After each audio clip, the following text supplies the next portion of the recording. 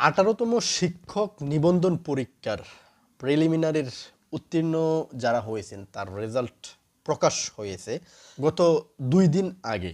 এই রেজাল্ট প্রকাশ হওয়ার পর একটা বিষয় নিয়ে ব্যাপক তোলপাড় সৃষ্টি হয়েছে, বিশেষ করে সামাজিক যোগাযোগ মাধ্যম ফেসবুকে। এর কারণ হচ্ছে হিন্দু ধর্মের অনুসারী সুধা রানী। উনি হচ্ছেন লালমনিরহাটের কালীগঞ্জ উপজেলার বাসিন্দা সুধা রানী, হিন্দু ধর্মের অনুসরণকারী। তিনি সেই প্রিলিমিনারিতে উত্তীর্ণ হয়েছেন। তবে তিনি যেই বিষয়ের উপর উত্তীর্ণ হয়েছেন সেই বিষয়টা হচ্ছে মুসলমানদের হাদিসের উপর প্রভাষক হিসেবে তিনি উত্তীর্ণ হয়েছেন। মানে তিনি হচ্ছে হাদিস লেকচারার হিসেবে প্রিলিমিনারিতে অংশগ্রহণ করেছিলেন, পরীক্ষা দিয়েছেন, সেখানে তিনি উত্তীর্ণ হয়েছেন। এই বিষয়টা নিয়ে ব্যাপক তোলপাড় চলছে সামাজিক যোগাযোগ মাধ্যমে।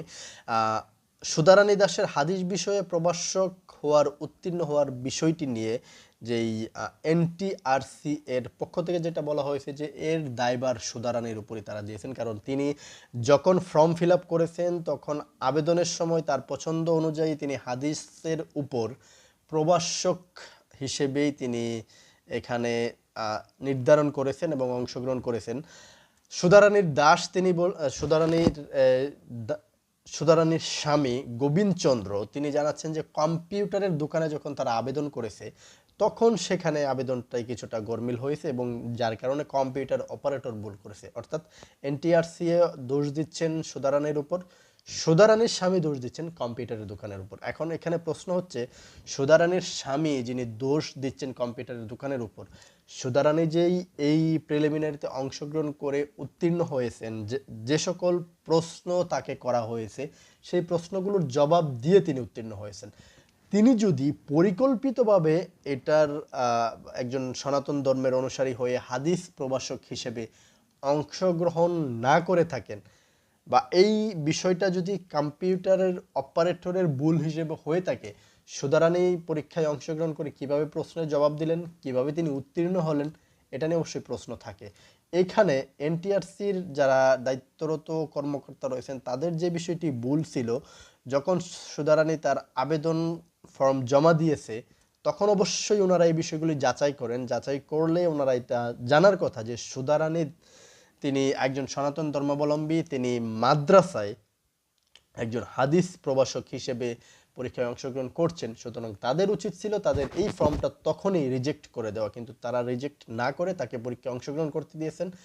তারা তার রেজাল্টও ঘোষণা করেছেন যে তিনি পরীক্ষায় অংশগ্রহণ করে উত্তীর্ণ হয়েছেন।